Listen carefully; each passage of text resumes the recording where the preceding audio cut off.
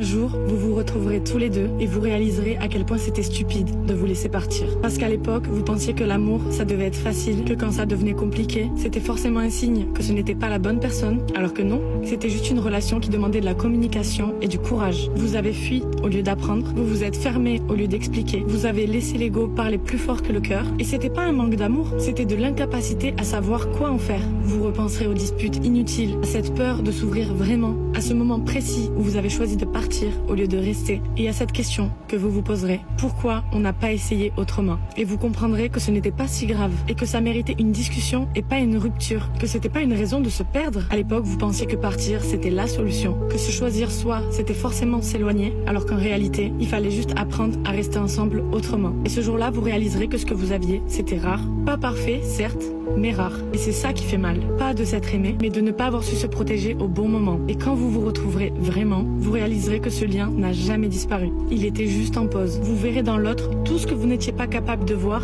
avant. L'amour qui ne demandait qu'à être compris. Parce que parfois, il faut se perdre pour apprendre à ne plus jamais se